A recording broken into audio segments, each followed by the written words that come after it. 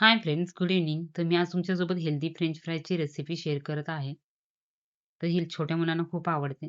तर सर्वात अगोदर मी 3 ते 4 बटाटे कुकरमध्ये एक शिट्टी करून उकडवून घेतले. तर जास्त कुक नाही करायचे. एकच शिट्टी करून घ्यायचे. त्यानंतर अशा प्रकारे सोलून घ्यायचे थंड झाल्यानंतर. आणि जसे फ्रेंच फ्राईजचे स्लाईस असतात लाँग टाईपमध्ये तसे स्लाईस करून घ्यायचं.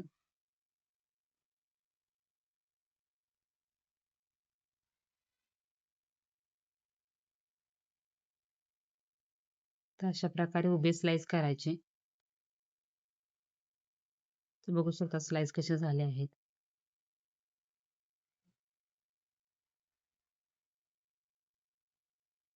त्यानंतर कढईमध्ये तूप टाकायचं 2 ते 3 चमचे आणि अशा प्रकारे हे जे स्लाईस आहेत ते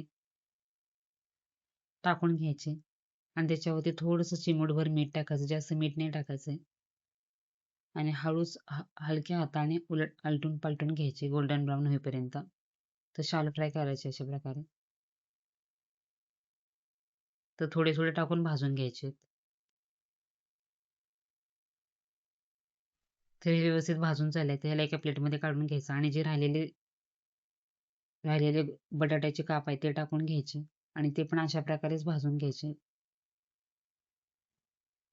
त्याच्यावरती पण थोडंसं मीठ टाकायचं. तर अशा प्रकारे आलटून-पालटून जे फ्रेंच फ्राईज म्हणजे जे काप केले आहेत ते भाजून घ्यायचं.